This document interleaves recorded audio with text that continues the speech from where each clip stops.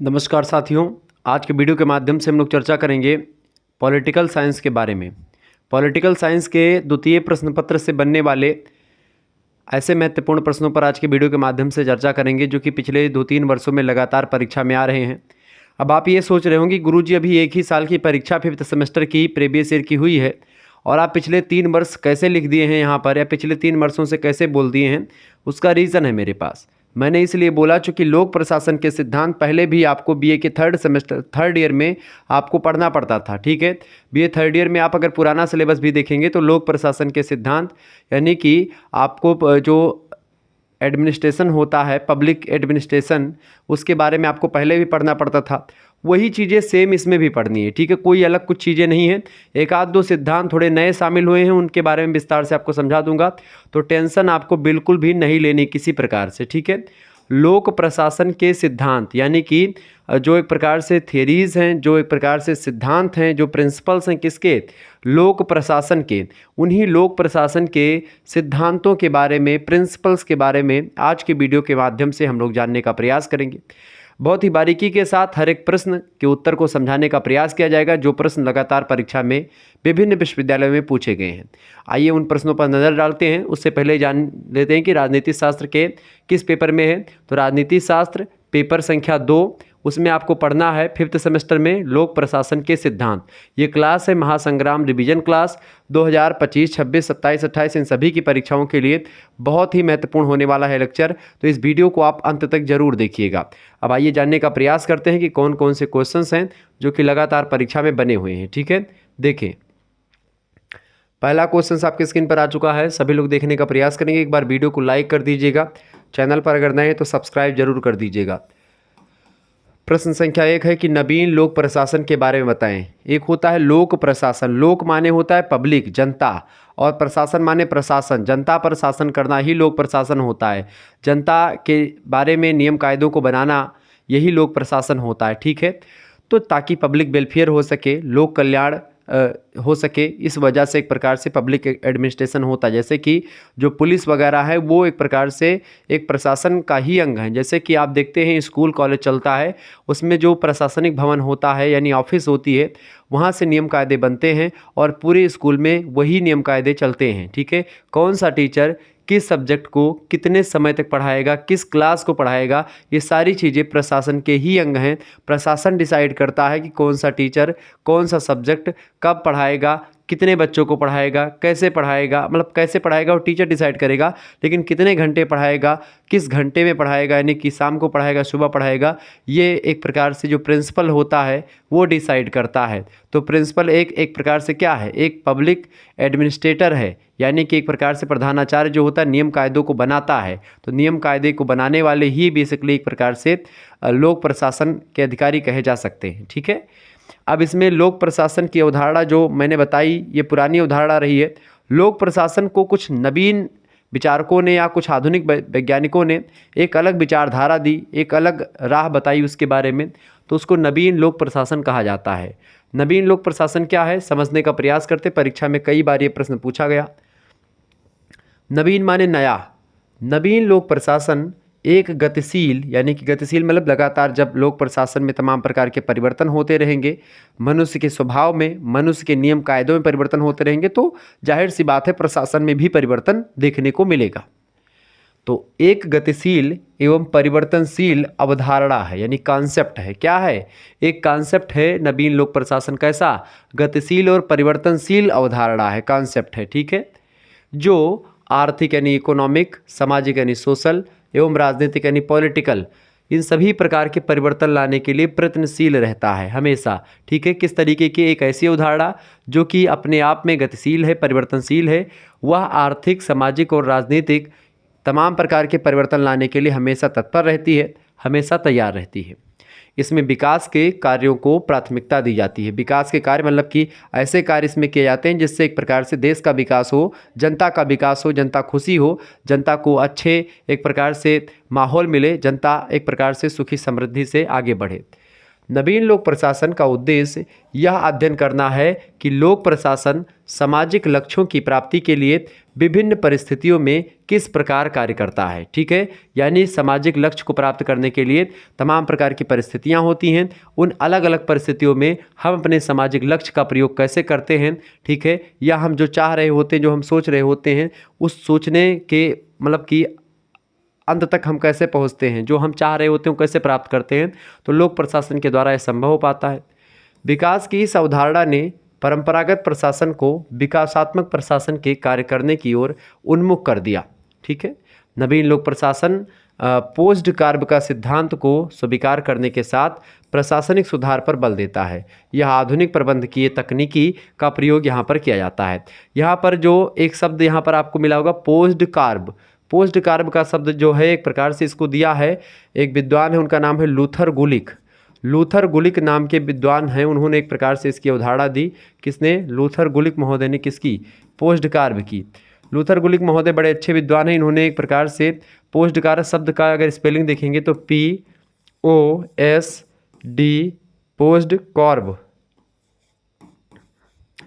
ये इसका स्पेलिंग होती है। P का मतलब होता है प्लानिंग, O का मतलब होता है ऑर्गेनाइजिंग, यानी कि P मतलब प्लानिंग मैंने आपको तो कोई चीज़ करने से पहले उसका एक प्लान करना होता है, एक आयोजन करना होता है। O मतलब होता है ऑर्गेनाइजिंग, यानी किसी भी चीज़ के लिए या किसी भी लक्ष्य को प्राप्त करने के लिए एक संस्था की ज़रूरत पड़ती है, यानी हम ऑर्गेनाइजेशन की बात करते हैं। यस का मतलब होता है स्टाफिंग, यानी कि एक प्रकार से किसी भी चीज़ को पूरा करने के लिए हमको एक स्टाफ की ज़रूरत पड़ती है, कुछ लोगों की ज़रूरत पड़ती है। ठीक है, इसके अलावा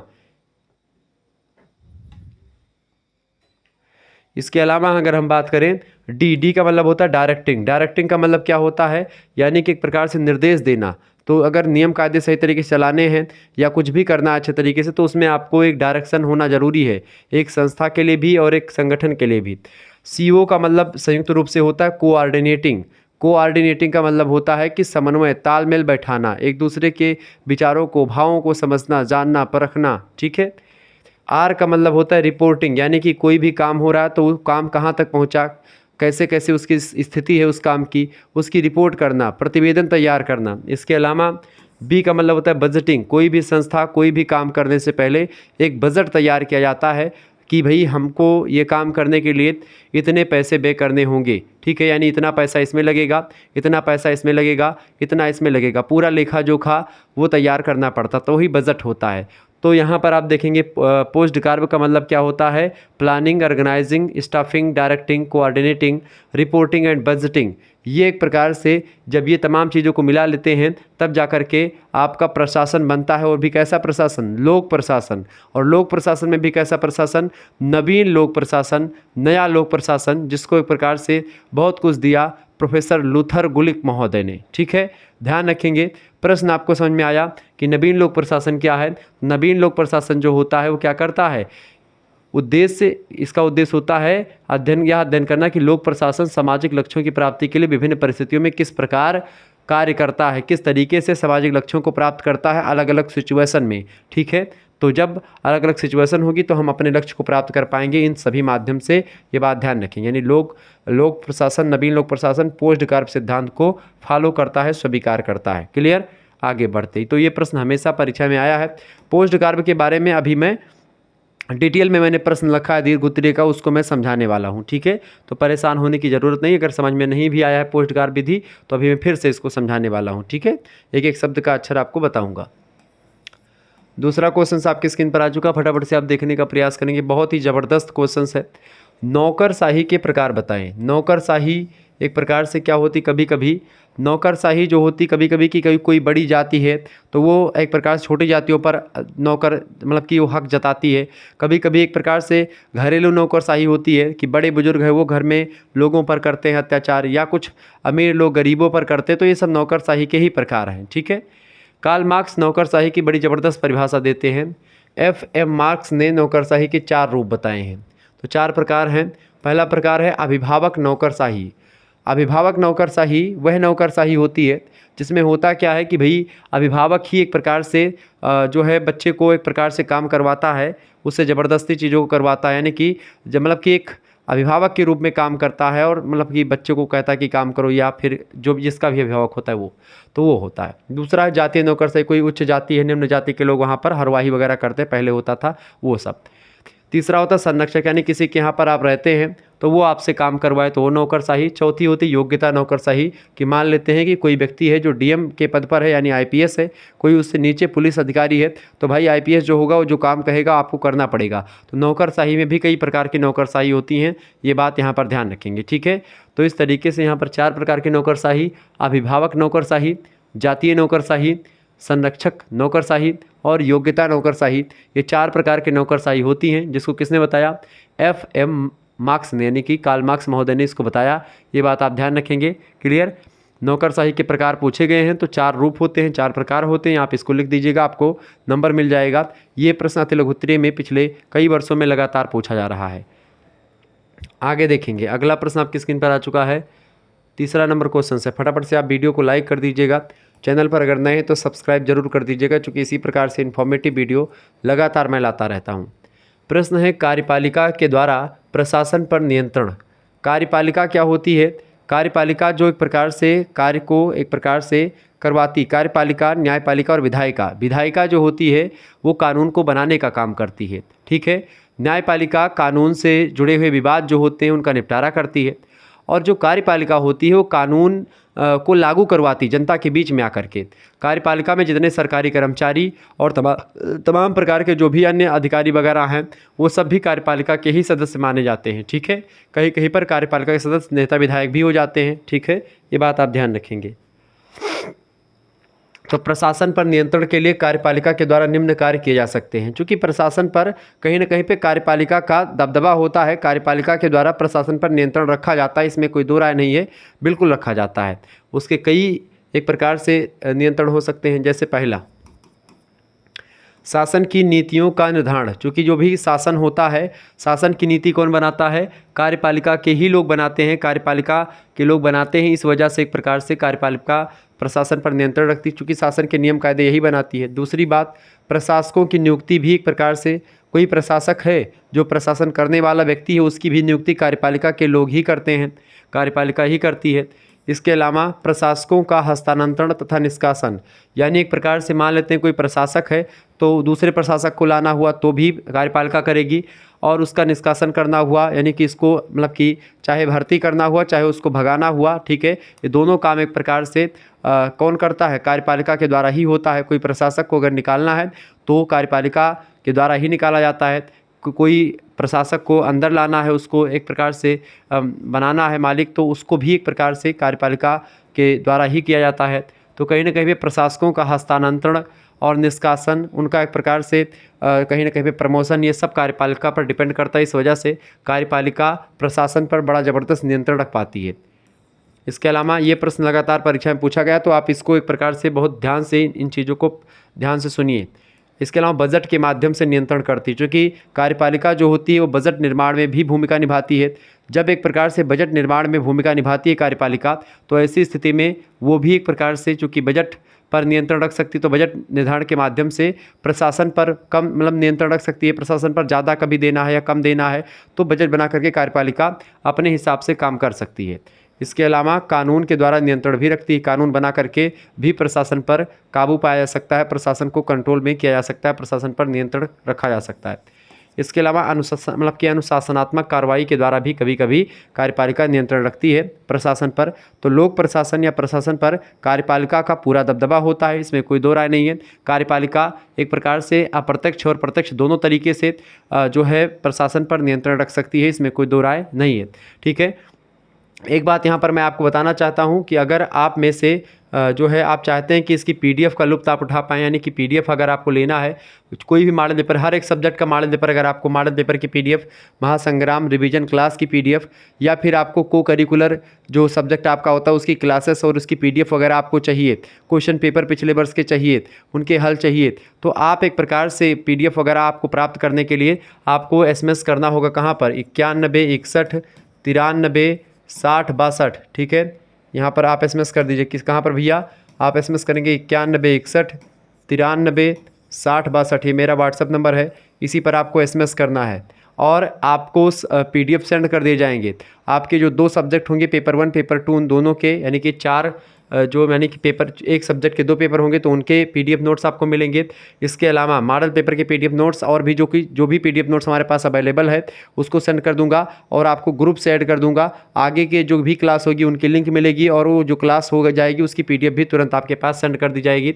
तो PDF वगैरह प्राप्त करने के लिए और क्लासेस से जुड़ने के लिए, ग्रुप से जुड़ने के लिए आपको मात्र 100 रुपये पे करने होंगे। ठीक है, आप SMS करेंगे 9161936062 पर कि हमारा नाम ये है, हमारी यूनिवर्सिटी ये है, हमारे सब्जेक्ट ये हैं, हमको एक प्रकार से ज्वाइन होना है आपके ग्रुप में, PDF प्राप्त करनी, तो आपको 5th सेमेस्टर के ग्रुप में ऐड कर दिया जाएगा। उसके लिए आपको मात्र 100 रुपये पे करने होंगे।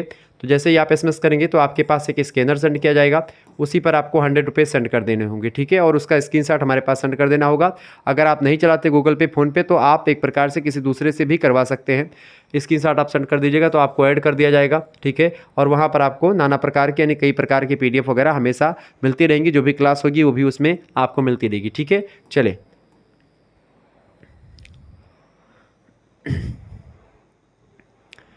आगे देखते हैं। अगला क्वेश्चन आपकी स्क्रीन पर आ चुका है, फटाफट से आप देखने का प्रयास करेंगे। अगला क्वेश्चन आ चुका है भाई, देखेंगे सभी लोग। प्रश्न संख्या 4, प्रश्न है संगठन के प्रमुख सिद्धांत बताएं। देखिए, संगठन जो होता है ये बहुत इंपॉर्टेंट भूमिका निभाता है प्रशासनिक चीज़ों में। प्रशासन को आगे बढ़ाने में संगठन की बड़ी भूमिका होती है। किसी भी प्रशासनिक काम को करने के लिए एक संगठन और एक प्लान और स्टाफ, इन सभी की बड़ी ज़रूरत पड़ती है। ठीक है, तो संगठन के प्रमुख सिद्धांत, संगठन के प्रमुख सिद्धांत निम्न है, कई सिद्धांत हैं। पहला सिद्धांत है प्रशासन, मतलब संगठन का एक प्राधिकार होता है कि संगठन किस क्षेत्र तक या कितने क्षेत्र तक काम कर सकता है, संगठन कितना बड़ा होगा, संगठन किन एरिया के लिए होगा, तो उसका प्राधिकार होता है। इसके अलावा संगठन के क्या क्या अधिकार डिसाइड होंगे, संगठन क्या कर सकता है, क्या नहीं कर सकता। इसके अलावा दूसरा सिद्धांत है नेतृत्व। संगठन में किसी भी संगठन को सफल अगर बनाना है तो सबसे पहली बात एक नेतृत्वकर्ता जिसके अंदर उच्च क्वालिटी की नेतृत्व क्षमता हो, वो अच्छे तरीके से डीलिंग कर लेता हो, वो एक प्रकार से तत्काल मुद्दों पर निर्णय लेने में सक्षम हो, वो एक प्रकार से बोलने में घबराता ना हो, अपनी बात को ज़बरदस्त तरीके से रखने का क्षमता रखता हो, वाक्पटुता हो, उसके पास डिक्शनरी हो, शब्दकोश पर्याप्त मात्रा में हो, एक शब्द के लिए कई, मतलब एक शब्द के लिए उसके पास कई शब्द हों ताकि वो अलग अलग जगहों पर उन चीज़ों का प्रयोग कर पाए। तो एक नेतृत्वकर्ता जो है वो एक प्रकार से एक प्रशासन को या एक प्रकार से एक संगठन को बड़ा अच्छा बना देता है। कहीं पर भाषण देना हुआ तो उसके पैर कपने नहीं चाहिए, वो एक प्रकार से मोटिवेशन के साथ हमेशा जनता के बीच में आना चाहिए। तो इस तरीके के मोटिवेटर जो प्रशासक होते हैं उनका बोलबाला, उनका दबदबा हमेशा बना रहता है प्रशासन में। तो प्रशासन को अगर सफल होना है तो संगठन के साथ साथ, या संगठन को सफल होना तो एक नेतृत्वकर्ता या संगठन को चलाने वाला एक मुखिया की ज़रूरत बहुत पड़ती है। कहते हैं कि एक जो है जो नाव खेने वाला होता है उसके बगैर जो है 900 जुलाहा बूढ़ करके मर जाते हैं। ठीक है, डूब करके। तो कहीं ना कहीं पे वही है कि भाई अगर एक व्यक्ति जो टैलेंटेड है वो नेतृत्व करता नहीं होगा संगठन का तो संगठन जो है मटियामेट हो जाएगा, संगठन एकदम से ध्वस्त हो जाएगा। तीसरी बात पद सोपान। पद सोपान का मतलब होता है कौन व्यक्ति संगठन में किस पद पर रहेगा।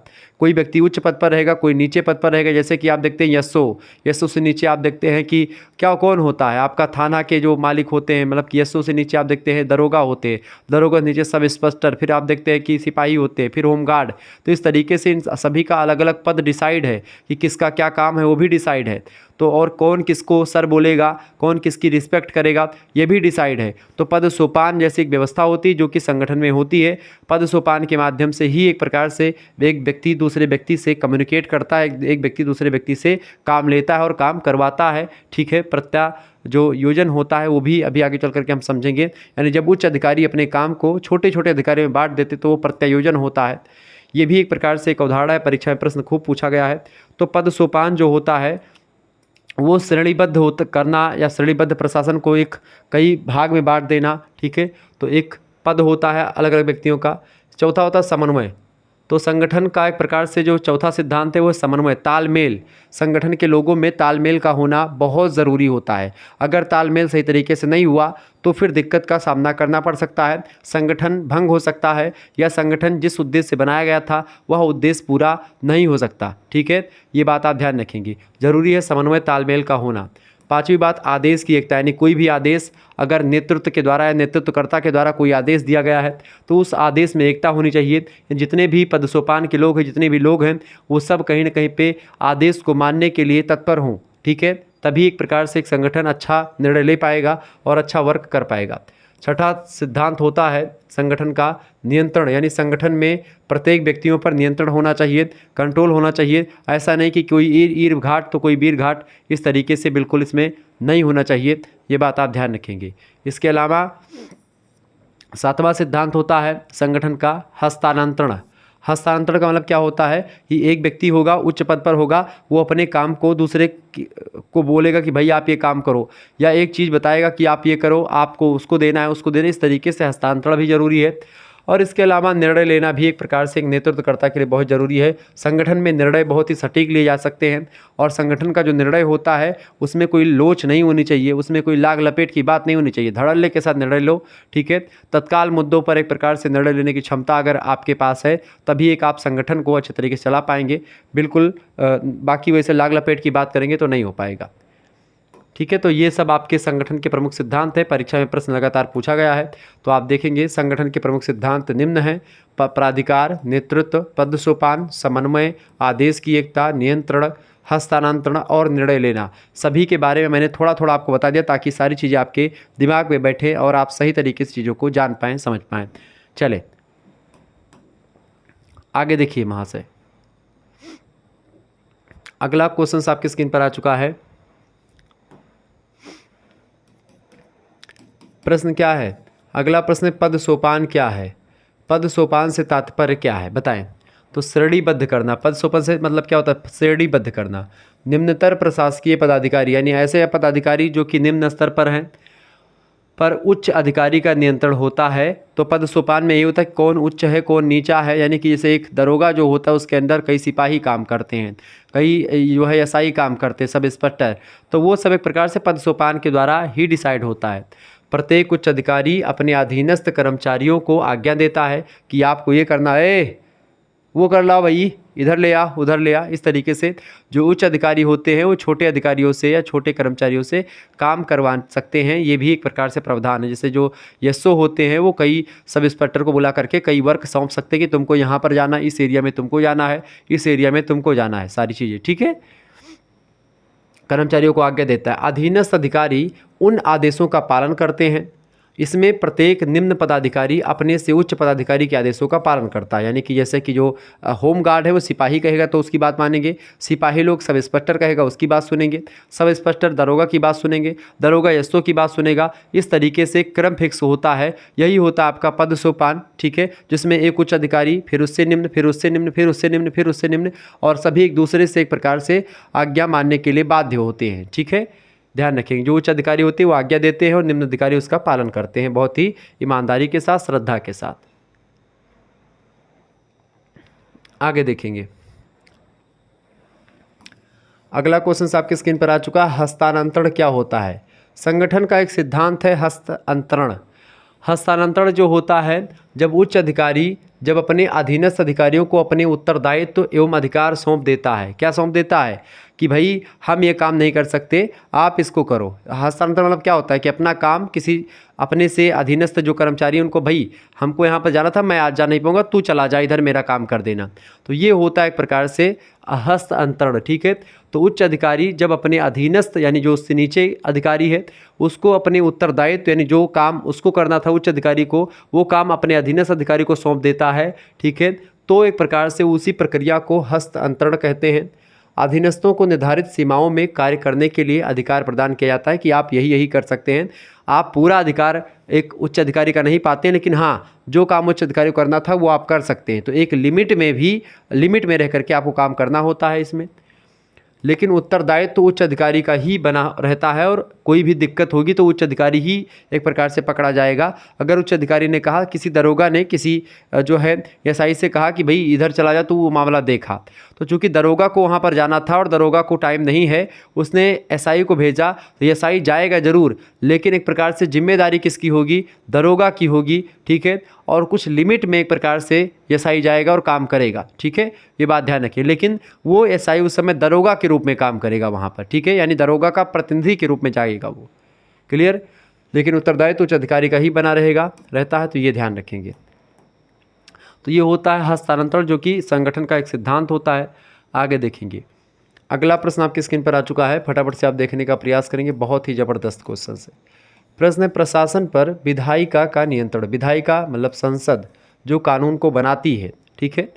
देखिए, विधायिका प्रशासन पर निम्न प्रकार नियंत्रण रख सकती है। कैसे कैसे रख सकती है, ये भी प्रश्न परीक्षा में बहुत पूछा गया है। कोई भी विश्वविद्यालय ऐसा बचा नहीं जहाँ पर ये प्रश्न पूछा ना गया हो, ठीक है। तो कैसे विधायिका कार्यपालिका मतलब विधायिका नियंत्रण रखती है प्रशासन पर, समझने का प्रयास करते हैं। सबसे पहली बात, राष्ट्रपति का अभिभाषण। राष्ट्रपति एक प्रकार से अपना अभिभाषण दे करके प्रशासन पर नियंत्रण रख सकता है, चूँकि राष्ट्रपति का प्रशासन मतलब कि जो अभिभाषण होता है, चूँकि राष्ट्रपति भी संसद का अंग होता है, इसका विधायिका का अंग होता है, तो राष्ट्रपति एक प्रकार से अपने अभिभाषण में कई प्रकार की उसको शक्तियाँ होती हैं, तो उसका प्रयोग कर सकता है। दूसरी बात, संसद में जब बातचीत होती है तो कोई नियम कायदे बने तो उस पर प्रश्न पूछ करके कि भाई आपने ये नियम कायदा क्यों बनाया, तो प्रश्न पूछ करके भी नियंत्रण रखती है विधायिका प्रशासन पर। तीसरी बात, वाद विवाद और चर्चा करके भी एक प्रकार से संसद में आप देखते तमाम प्रकार के चर्चा पर चर्चा होती है, हर मुद्दों पर चर्चा होती है, तमाम प्रकार के डिबेट होते हैं, तमाम प्रकार के शेरो शायरी भी होती रहती हैं संसद में। आप देखते हैं एक दूसरे पर तंज लोग कसते हैं, व्यंग करते हैं, नाना प्रकार की बातें वहाँ पर, हंसी मजाक भी होती है, सीरियसली मुद्दों पर बातचीत भी होती है। ऐसे में एक प्रकार से चीज़ें जो होती हैं वो सब एक प्रकार से वाद विवाद और चर्चा करके ही विधायिका जो होती है वो प्रशासन पर क्या करती है, कंट्रोल पाने का प्रयास करती है, नियंत्रण करती है।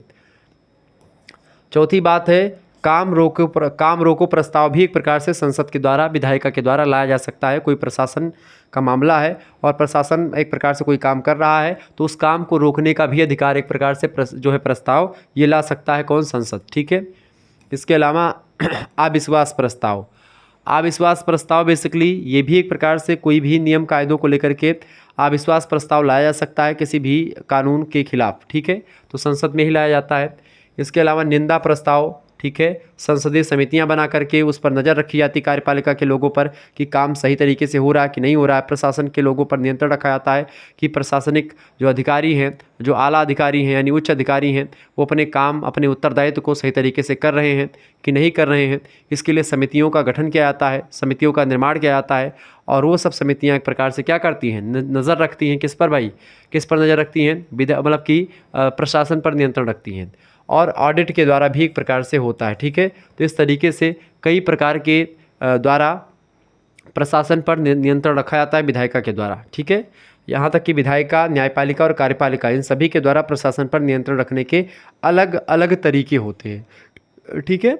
चले, तो ये प्रश्न बहुत ही महत्वपूर्ण थे, ये सब परीक्षा में आएंगे, ये बात आप ध्यान रखेंगे। आगे और भी मैं ऐसे ही प्रश्नों के साथ आपके लिए लाता रहूँगा प्रश्न और उत्तर की श्रृंखला, जो कि आपके लिए बहुत ही उपयोगी होगी, ठीक है। चले आगे देखेंगे। अगला प्रश्न आपकी स्क्रीन पर आ चुका है, पद वर्गीकरण क्या है, फटाफट से आप बताने का प्रयास करेंगे। पद वर्गीकरण, ठीक है। पद वर्गीकरण का मतलब क्या होता है, किसी संगठन में किसी का पद कोई ऊंचा है, किसी का पद नीचा है, किसी का और नीचा है, किसी का सबसे नीचा है, किसी का सबसे ऊंचा है, वही पद वर्गीकरण या पद सोपान होता है।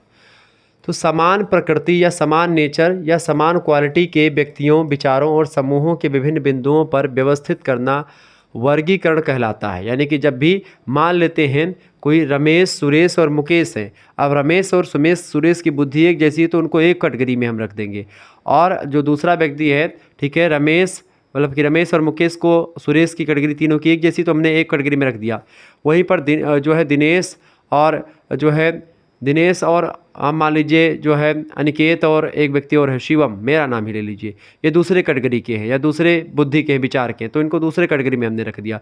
तो इस तरीके से समान गुण वाले व्यक्तियों को, समान नेचर वाले व्यक्तियों को इकट्ठा करके, या उनके विचार एक जैसे मिलते हैं या उनके समूह एक जैसे हैं, तो उनको अलग करके एक उनका अलग ही एक प्रकार से सिस्टम बना करके उनको अलग कालम में इस तरीके से वर्गीकरण कर दिया जाता है। तो यही होता है पद वर्गीकरण। वर्गीकरण एक श्रेणीबद्ध क्रिया होती है, योग्यता पर आधारित होती है। नौकरी पेशे के लिए सरकारी पदों का वर्गीकरण अनिवार्य होता है, ठीक है। वर्गीकरण होता है कि भाई आपका टैलेंट क्या है, आपकी योग्यता क्या है, आपकी एबिलिटी क्या है, उस पर डिपेंड करता है कि आप किस पद पर होंगे, ठीक है। आपका वर्गीकरण किस में होगा, किस समूह में आप होंगे। मार्क्स कहते हैं कि पद वर्गीकरण का अर्थ होता है कर्तव्यों एवं आवश्यक योग्यताओं के आधार पर सरकारी पदों का समूह बनाना। क्या करना, कर्तव्यों एवं आवश्यक योग्यताओं के आधार पर सरकारी पदों का समूह बनाना। ये एक प्रकार से उद्देश्य होता है, किसका उद्देश्य होता है भैया, जो है इसका पद वर्गीकरण का मतलब क्या होता है, इसका अर्थ क्या होता है, कर्तव्यों और आवश्यक योग्यताओं के आधार पर सरकारी पदों का एक समूह बनाना। फिकनर महोदय कहते हैं कि पद वर्गीकरण योजना का संबंध कर्तव्यों के करने में निहित उत्तरदायित्वों, शक्ति एवं निरीक्षण आदि से होता है जो इस पद के साथ जुड़े हुए हैं। ठीक है, यानी कि कहीं ना कहीं पे जो एक पद वर्गीकरण होता है, इसमें एक प्रकार से जो है एक योजना, एक प्लानिंग होती है जिससे कर्तव्य करने के उत्तरदायित्व, यानी आपको कौन सा कर्तव्य करना है। जैसे आप ए समूह में हो तो ए समूह वाले जितने भी लोग होंगे उनको एक जैसा उत्तरदायित्व मिलेगा, बी समूह वालों को एक जैसा उत्तरदायित्व मिलेगा। इस तरीके से उनके काम डिसाइड होते हैं। ठीक है, ये बात ध्यान रखें, उनकी शक्ति, उनके कर्तव्य, उनके कार्य, उनके एक प्रकार से योग्यता, सब उसके आधार पर होता है। पद वर्गीकरण दो आधारों पर किया जाता है। पहला है श्रेणी के आधार पर वर्गीकरण और दूसरा है दायित्व के आधार पर वर्गीकरण।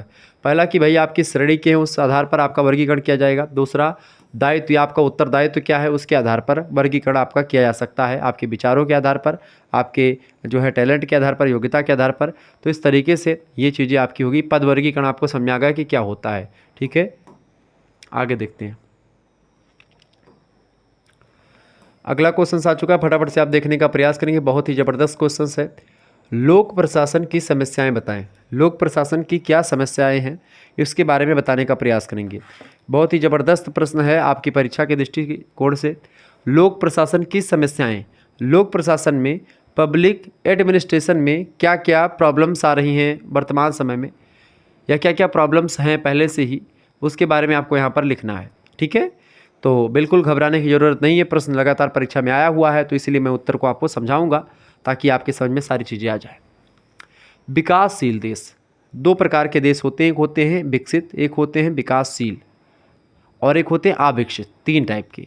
अविकसित देश जिनका विकास नहीं हुआ है, विकासशील देश जिनका विकास हो रहा है, और विकसित देश जिनका विकास हो चुका है। ठीक है, समझ रहे हैं। जैसे भारत एक विकसित देश बनने की कगार पर है, भारत का विकास, मतलब भारत बेसिकली अभी विकासशील ही प्रक्रिया पर है, लेकिन अमेरिका ने माना कि भारत विकसित देश बन चुका है, लेकिन भारत अभी ये मानने को तैयार नहीं है क्योंकि भारत अभी विकासशील की कैटेगरी में है, विकास कर रहा है। ठीक है, तो विकासशील देशों में लोक प्रशासन की समस्याएं हैं, वो कौन सी हैं समझने का प्रयास करते हैं। पहली समस्या लोक प्रशासन की क्या है। पहली समस्या है प्रशासनिक संरचना का अभाव। अभाव माने कमी, किसकी कमी है, प्रशासनिक स्ट्रक्चर की कमी है। ठीक है, एडमिनिस्ट्रेटिव जो स्ट्रक्चर है उसकी कमी है, अभी उतना ज़बरदस्त तरीके से प्रशासनिक जो संरचना है, प्रशासनिक तंत्र है, वो डेवलप नहीं हो पाया है अभी। ठीक है, कहाँ पर, विकासशील देशों में। दूसरी समस्या क्या है, प्रशासनिक नेतृत्व का अभाव है। प्रशासन के जो नेता हैं उनके नेतृत्व क्षमता में अभी कमी है, उनके नेतृत्व कौशल में अभी कमी दिखाई पड़ रही है। यानी विकासशील देशों में आज भी एक समस्या है कि वहाँ पर नेतृत्व का अभाव है, प्रशासन में नेतृत्व का अभाव है। कोई भी डिसीज़न एक प्रकार से लेने के लिए तमाम प्रकार के मुद्दों पर डिस्कस और रिसर्च करनी पड़ती है, तब जाकर के कोई डिसीजन होता है। डिसीजन मेकिंग पावर हमारे या विकासशील देशों में बहुत कम दिखाई पड़ती है, और जो देश विकसित हैं उनमें यही चीज़ें हैं कि वो धड़ल्ले के साथ निर्णय लेते हैं, या तो आए आम या तो जाए लबेदा। इस प्रोग्रेस पर, मतलब इस टॉपिक पर या इस मुहावरे पर चलते हैं। ठीक है, गाँव में कहा जाता है कि आए आम या तो जाए लबेदा, कि जैसे लबेदा होता था बड़ा बड़ा डंडा, जब आम का बौर लगता था, बड़े बड़े आम थोड़े थोड़े हो जाते थे, हम लोग दोपहरिया में निकल जाते थे डंडा लेकर के, और 4-5 लोगों की सेटिंग बैठा देते थे कि भाई देखो जिसका आम का पेड़ है वो आ तो नहीं रहा है। फिर हम लोग डंडे से एक प्रकार से मारते थे, तो यही करके मारते थे, अब की बार तो आएंगे घुच्छा, या तो आए आम या तो जाए लबेदा, यही करके मारते थे। और तब जा कर के एक आध गुच्छे पर लगता था और आम गिर जाता था। हम लोग नमक मिर्चा बढ़िया बूक करके यहाँ से ले जाते थे, बढ़िया सिल लोढ़ा पर खुंदुआ मिर्चा और नमक, और उसी बढ़िया टिकोरा वो जो था अमिया जिसको बोलते हैं आप लोग, हम लोग टिकोरा कहते थे, हम लोग खाते थे उसको बैठ के बढ़िया और इन्जॉय करते थे।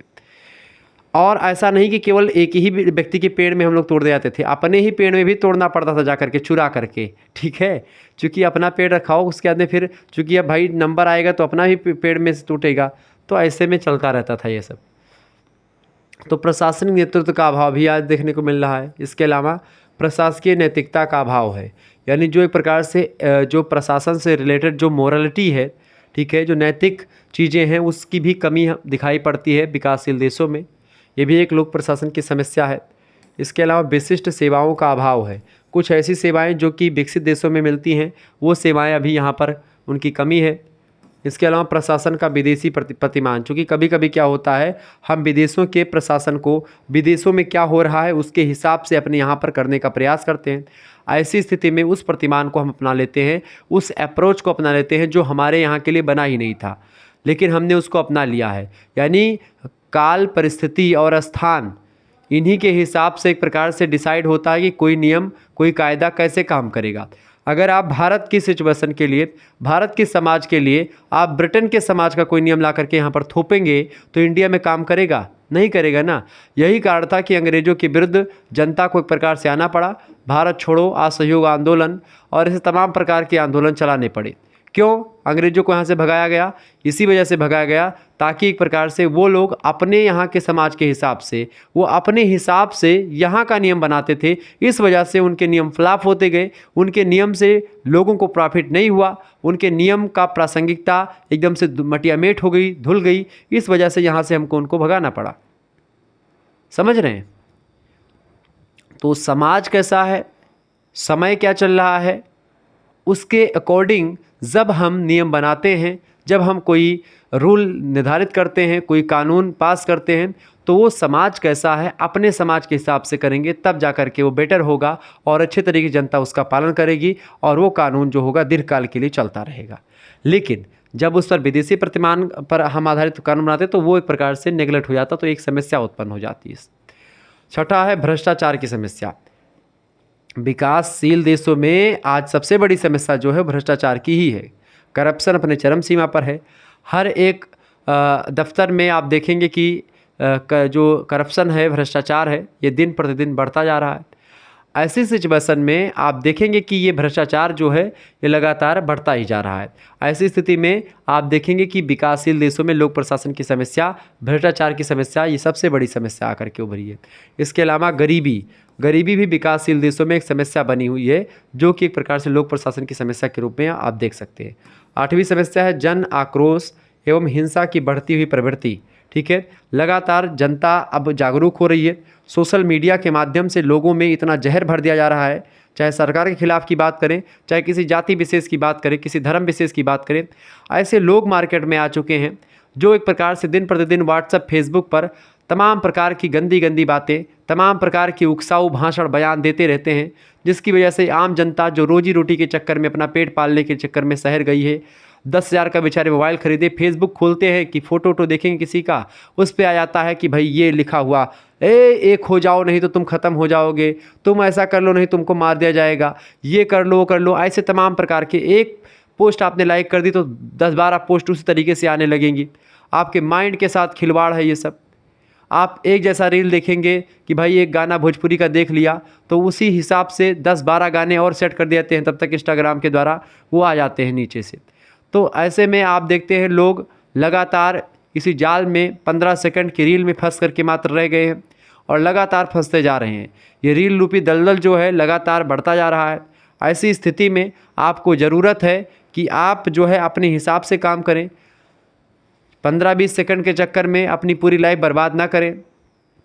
आप अपने जीवन में अपने हिसाब से डिसाइड करें कि हमको क्या करना है, क्या नहीं करना है। आप ये देख करके डिसाइड ना करें कि रील में वो व्यक्ति क्या कर रहा है, हम भी रील बना करके ऐसा करेंगे, या जो व्यक्ति ऐसा कर रहा है। आपके अंदर क्या टैलेंट है, आपके अंदर क्या क्वालिटी है, उस क्वालिटी को पहचानें, अपने स्व को पहचानें, अपने अस्तित्व को समझें और उसके बाद में डिसाइड करें कि आप क्या करने के लिए पैदा हुए हो, आप किस लिए उत्पन्न हुए हो। वैसे निरर्थक, अगर आप जो है दूसरे के पद चिन्हों पर चल रहे हो तो आप बस निरर्थक पैदा हुए हो, बस खाने पीने के लिए पैदा हुए हो। आपका इस दुनिया में कोई अस्तित्व नहीं, क्योंकि दुनिया बहुत बड़ी है। लाखों करोड़ों लोग आज भटक रहे हैं पूरे मार्केट में। आप शहर में निकल जाएंगे, लगेगा पूरी दुनिया शहर में आ गई है। तो ये चीज़ें हैं, इसको समझना पड़ेगा। तो गरीबी बहुत ज़्यादा है। तो जन आक्रोश कब बढ़ता है, जब एक प्रकार से लोग यही भड़काऊ बयान देते हैं, लोग भाषण देते हैं आकर के टीवी पर, राजनेता या तमाम प्रकार के वैसे क्षुब्ध मानसिकता के लोग जो एक ही विचारधारा को फॉलो करते हैं, वो आकर के अपनी विचारधारा को अच्छा बोलेंगे, सामने वाले की विचारधारा को बुरा बोलेंगे। जनता उसमें आक्रोशित होगी, जनता आंदोलन करेगी, जनता मारपीट करने लगेगी। एक धर्म के खिलाफ अच्छा बोलेंगे, दूसरे धर्म के खिलाफ बुराई कर देंगे। ऐसे में लोगों को लगेगा कि यही सब चल रहा है। आप 10 दिन डिबेट देख लो न्यूज़ की, आप खुद ही परेशान हो जाओगे। हिंसा की बढ़ती हुई प्रवृत्ति, ये सब एक प्रकार से क्या कर रही है, ये सब एक प्रकार से लोक प्रशासन की समस्या को और ज़्यादा जटिल कर रही है। आगे देखेंगे, अगला क्वेश्चन आपकी स्क्रीन पर आ चुका है, भारतीय नौकरशाही की विशेषताएं बताएं। देखिए, सैद्धांतिक विशेषता और व्यावसायिक मतलब व्यवहारिक विशेषता, दो प्रकार की विशेषताएं होती हैं भारतीय नौकरशाही की। सैद्धांतिक विशेषता की अगर बात की तो उसमें अस्थायित्व पहली विशेषता होती है। दूसरी बात, सैद्धांतिक विशेषताओं में नौकरशाही की विशेषता भारत में राजनीति से तटस्थ और पदसोपान, यहाँ पर ये 3 टाइप की विशेषता होती है।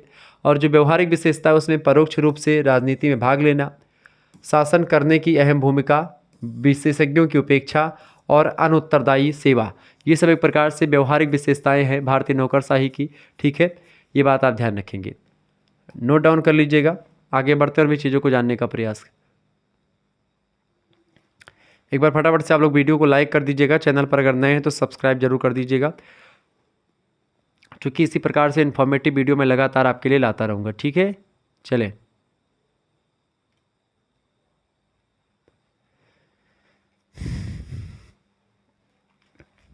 प्रश्न अगला आपकी स्क्रीन पर आ चुका है, सभी लोग देखने का प्रयास करेंगे।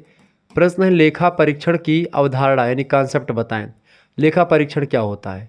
लेखा परीक्षा यह निश्चित करती है कि प्रशासक ने विधायिका के द्वारा, यानी कि जो कानून बनाने वाली संस्था है, विधायिका मतलब संसद, तो लेखा परीक्षा यह डिसाइड करती है, निश्चित करती है कि प्रशासक जो प्रशासन करने वाला है उसने विधायिका के द्वारा जो निर्धारित काम है, जो नियम है, उसके अनुसार ही सार्वजनिक धन व्यय किया है कि नहीं किया। यानी कि जो कार्यपालिका के लोग हैं वो एक प्रकार से सरकारी कर्मचारी हैं, वो अपना काम सही तरीके से कर रहे हैं कि नहीं कर रहे हैं। अगर वो सही तरीके से कर रहे हैं तो ठीक है, नहीं कर रहे हैं तो उसको लेकर के उस पर जांच बैठेगी। इसीलिए लेखा परीक्षा की व्यवस्था करी जाती है। लेखा परीक्षक या लेखा परीक्षण बनाए जाते हैं जो कि एक प्रकार से यही जांच करते हैं कोई काम सही से कर रहा है कि नहीं कर रहा है।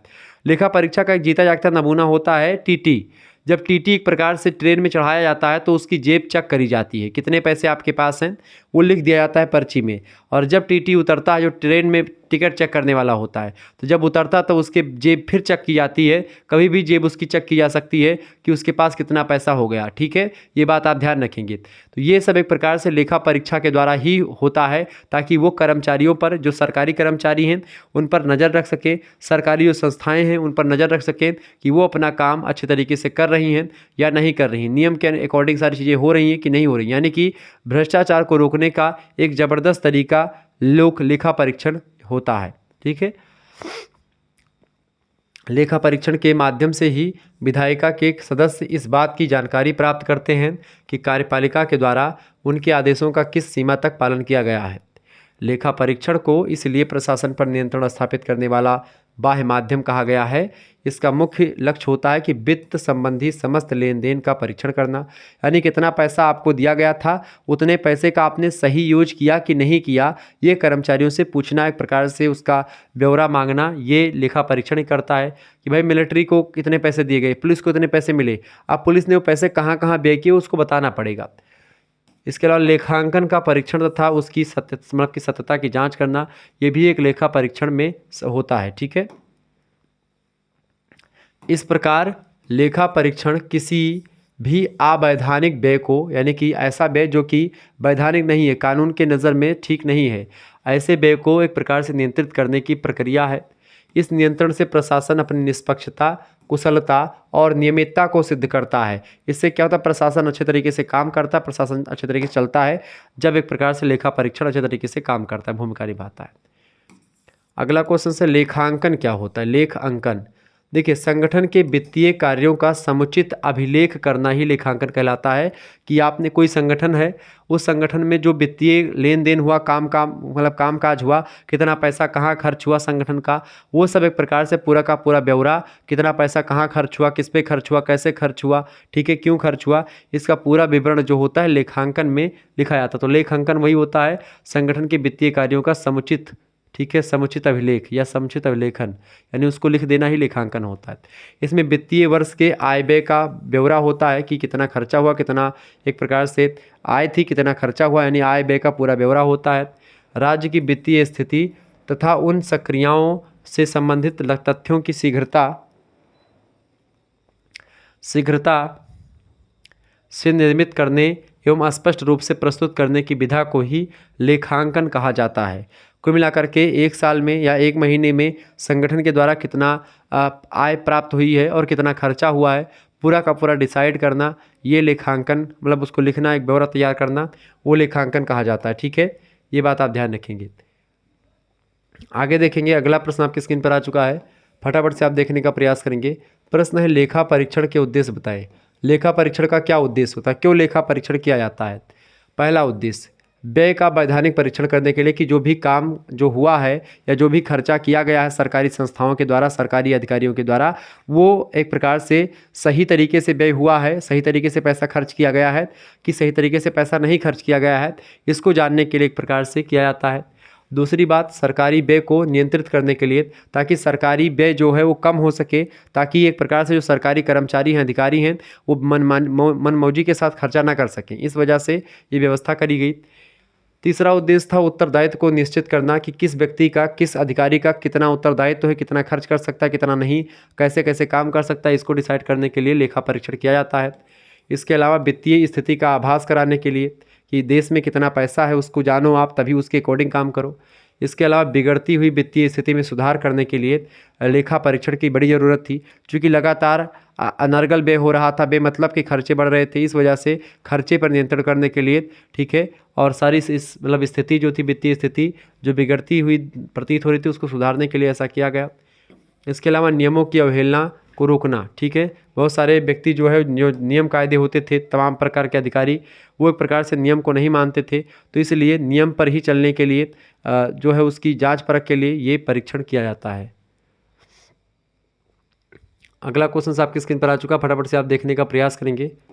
प्रश्न आपका है, बजट से क्या तात्पर्य है? बजट से आप क्या समझते हैं? देखिए, बजट में वार्षिक आय व्यय का अनुमान होता है। बजट शब्द की उत्पत्ति फ्रेंच भाषा के बूजेट शब्द से हुई है। बजट जिसका अर्थ होता है, मतलब ये बूजेट का मतलब क्या होता है? बूजेट शब्द फ्रेंच भाषा का शब्द है। बेसिकली चमड़े का थैला या चमड़े का बैग के लिए इस शब्द का प्रयोग पहले किया जाता था। सर्वप्रथम बजट शब्द का प्रयोग इंग्लैंड में हुआ सन 1733 में, जब ब्रिटिश संसद के समक्ष वहाँ के वित्त मंत्री थे रॉबर्ट वालपोल, उन्होंने अपने चमड़े के थैले में वित्तीय योजना संबंधी कुछ कागजात निकाल करके पेश किया था संसद में, तो इसे बजट की संज्ञा दी गई।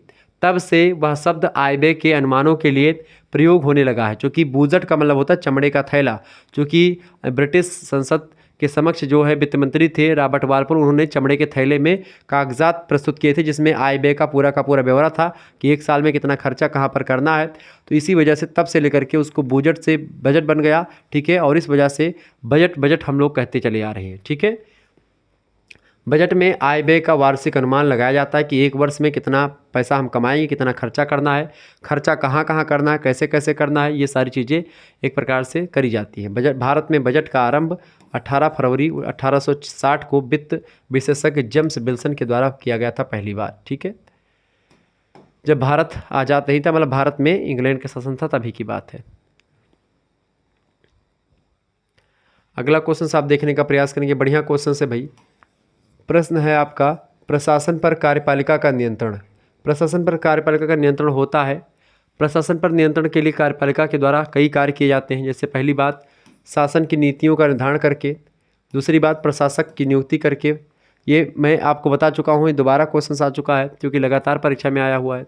इसके अलावा प्रशासकों का हस्तांतरण और निष्कासन करके, बजट के माध्यम से नियंत्रण करके और कानून के द्वारा नियंत्रण करके, अनुशासनात्मक कार्रवाई करके भी एक प्रकार से जो कार्यपालिका जो होती है वो प्रशासन पर नियंत्रण रखती है, ठीक है। आगे बढ़ते हैं, अगला क्वेश्चन आपकी स्क्रीन पर आ चुका है, फटाफट से आप देखेंगे। स्वतंत्र नियामकीय आयोग। स्वतंत्र नियामकीय आयोग जो है एक विलक्षण प्रकार की अमेरिकी प्रशासकीय इकाई होती है। वहाँ स्वतंत्र नियामकीय आयोग की स्थापना इसलिए की गई अमेरिका में, क्योंकि समाज में शक्तिशाली आर्थिक वर्गों की प्रक्रियाओं के नियंत्रण और नियमन के द्वारा सार्वजनिक हित की रक्षा और उसमें वृद्धि की जा सके, ठीक है। इन आयोगों को स्वतंत्र इसलिए कहा जाता है कि ये वहाँ की कार्यपालिका यानी कि राष्ट्रपति के नियंत्रण से स्वतंत्र होती हैं, यानी कि जो कार्यपालिका अमेरिका की है वो इस पर एक प्रकार से कोई काम या कोई डिसीजन नहीं ले सकती है, इसीलिए इसको स्वतंत्र नियामकीय आयोग कहते हैं।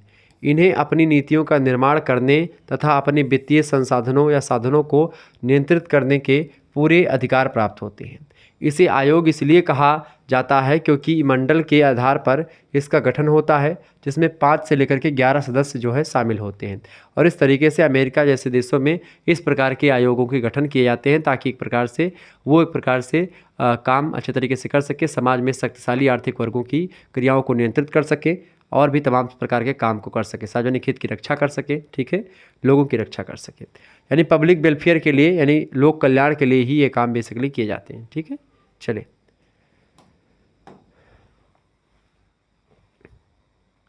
अगला क्वेश्चन आपकी स्क्रीन पर आ चुका। लोक निगम क्या होता है, फटाफट से आप बताएंगे। लोक निगम प्रश्न खूब पूछा गया परीक्षा में। लोक निगम क्या है? देखिए, लोक निगम का अर्थ होता है निरंतर चलता रहने वाला व्यापारिक संगठन, ऐसा व्यापारिक संगठन जो लगातार चलने वाला हो। ठीक है, इसमें सरकार, जनता और निजी उद्यमी, निजी मतलब जो प्राइवेट, जो पूंजीपति हैं, जो प्राइवेट सेक्टर के जो माफिया हैं, मतलब कि जो बड़े बड़े लोग हैं वो, तो सरकार, जनता और जो निजी उद्यमी हैं प्राइवेट सेक्टर, उनका सहयोग होता है चलाने में लोक निगम को।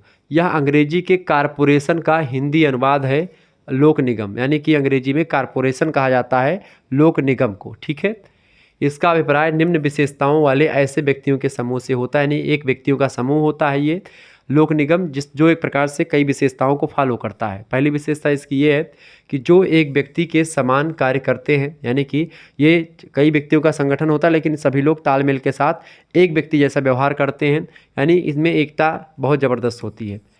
इसके अलावा उसे राज्य के द्वारा कानून बना करके विशेष प्रयोजन पूरा करने के लिए बनाया जाता है, यानी कि राज्य यानी देश के द्वारा एक प्रकार से कानून कुछ ही किसी चीज़ के लिए बनाया जाता है। लोक निगम एक संस्था के रूप में होती है, एक समूह होता है जो कि सरकार के द्वारा बनाया जाता है, जिसमें एक प्रकार से सरकार भी साथ देती है, जनता भी साथ देती है और कुछ प्राइवेट सेक्टर भी उसके साथ देते हैं। ठीक है, तीसरी बात, यह अपनी पृथक कानूनी प्रक्रिया भी रखता है, कुछ इसके अलग कायदे नियम भी होते हैं।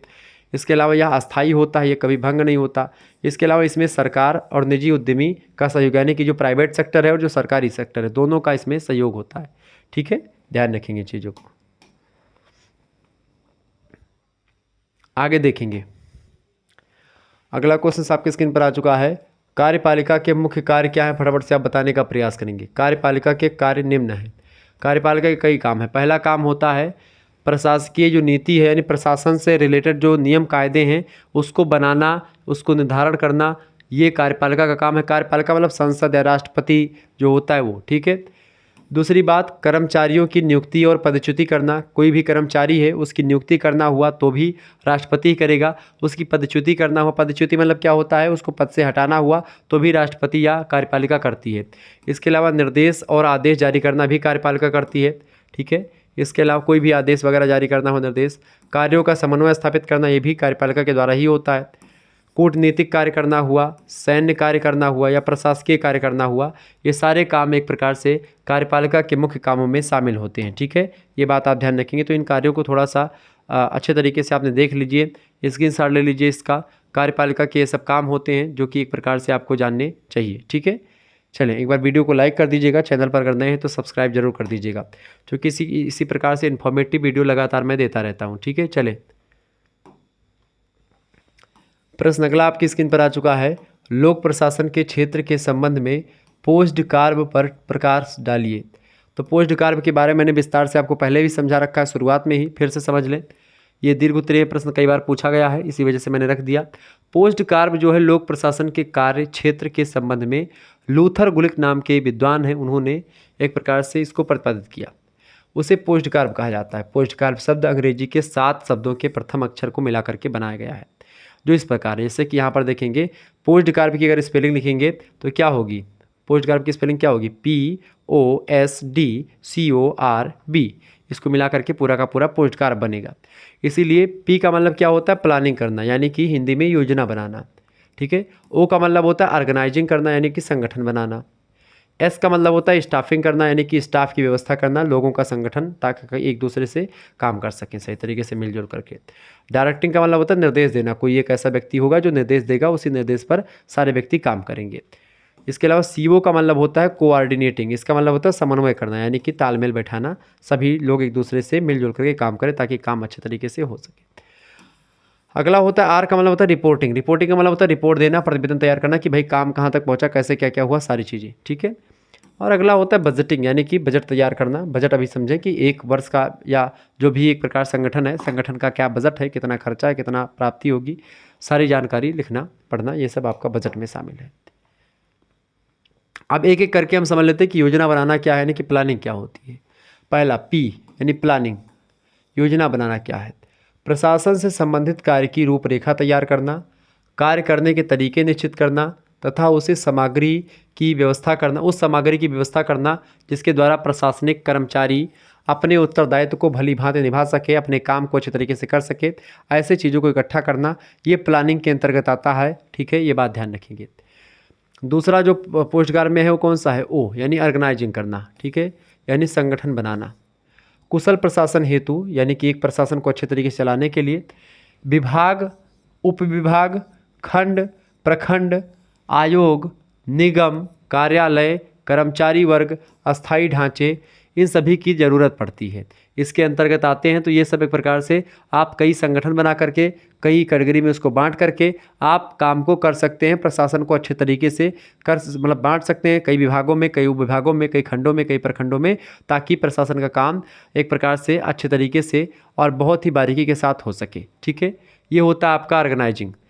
तीसरा आपका होता है भैया यस, यानी कि स्टाफिंग, कर्मचारियों की व्यवस्था करना ही स्टाफिंग होता है, स्टाफ की व्यवस्था करना। शासन की नीति को क्रियान्वित करने के लिए, क्रियान्वित का मतलब क्या होता है? शासन की जो नीति है, नियम है, उसको चलाने के लिए, उसको आगे बढ़ाने के लिए। कुशल यानी कि जो स्किलफुल व्यक्ति हैं और दक्ष यानी जो एक प्रकार से उसमें निपुण हैं, उन कर्मचारियों की नियुक्ति करना, उनके प्रशिक्षण की व्यवस्था करना, उनको ट्रेनिंग देना, उनके कल्याण की व्यवस्था करना, और इन क्षेत्र के अंतर्गत ये सब आते हैं, कर्मचारियों की व्यवस्था करना, ठीक है। ऐसे एक स्कूल है तो स्कूल में टीचर की व्यवस्था करना, ठीक है, उनकी ट्रेनिंग करना कि टीचर पढ़ाने लायक है कि नहीं है, ये सब चीज़ें ये मतलब स्टाफिंग में आती है। चौथा है आपका निर्देशित करना, ठीक है। चौथा क्या है आपका? निर्देशित करना, यानी कि आपका क्या है? डायरेक्टिंग, यानी डी, ठीक है, डायरेक्टिंग। शासन को चुस्त बनाए रखने के उद्देश्य से नीति प्रशासन विषयों पर निर्देशों का कर्मचारियों के द्वारा पालन करना इसका कार्यक्षेत्र होता है। एक मालिक होता है संगठन का, मुखिया, जो निर्देश देगा कि भाई क्या काम करना है और कैसे करना है, उसी पर लोग काम करेंगे। इसके अलावा आपका अगला होता है सीओ। सीओ का मतलब वो क्या होता है? समन्वय करना, कोऑर्डिनेटिंग। प्रशासन के विभिन्न विभाग, उपविभाग, अंग, ये सब पारस्परिक संबंध स्थापित होगा, अगर इनका समन्वय होगा तभी एक प्रकार से अच्छे तरीके से काम हो पाएगा, ठीक है। इसके अलावा अगला होता है आर, यानी रिपोर्टिंग, रिपोर्ट करना। प्रशासन की नीति को क्रियान्वित करने संबंधी जो प्रगति होती, प्रगति मतलब उसकी जो काम है कहाँ तक पहुँचा, उसकी रिपोर्ट तैयार करना, ठीक है। शासन को कर्मचारियों को प्राप्त होना, यानी कि रिपोर्ट, यानी काम कहाँ तक पहुँचा है, अभी कितना दिन लगेगा, ये सारी जानकारी जो होती है वो पहुँचाना। समय समय पर वांछित सूचनाएं एकत्र करना जो जरूरी हो, अभिलेखों से परिचित रहना, ये सब एक प्रकार से इसके अंतर्गत आता है, ठीक है, रिपोर्ट में। और अगला आपका होता है बी, यानी कि बजटिंग। पोस्टकार में क्या अगला आता है? B, budgeting. बजटिंग मतलब बजट तैयार करना। सरकार के आय व्यय का लेखा जोखा तैयार करना बजटिंग में शामिल होता है। आय व्यय पर नियंत्रण रखना, वित्तीय साधनों के स्रोत खोजना, ठीक है, इसके कार्य क्षेत्र के अंतर्गत आते हैं। तो बजट में ये सब चीज़ें शामिल होती हैं। तो कुल मिलाकर के ये पोस्टकार की जानकारी मैंने आपको दे दी, ठीक है। आगे देखेंगे। अगला क्वेश्चन आपकी स्क्रीन पर आ चुका, फटाफट से आप देखने का प्रयास करेंगे। बहुत ही ज़बरदस्त क्वेश्चन है। सूत्र अभिकरण क्या है? सूत्र अभिकरण, सूत्र अभिकरण वह अभिकरण होता है जो विभाग के प्राथमिक कार्य को संपन्न करता है। तो जो कोई विभाग होता है उसके जो प्राथमिक काम होते हैं, प्राइमरी वर्क होते हैं, उनको एक प्रकार से कौन संपन्न करता है? सूत्र अभिकरण मतलब अभिकरण करते हैं। यह सैनिक प्रशासन की शब्दावली से ग्रहण किया गया शब्द है।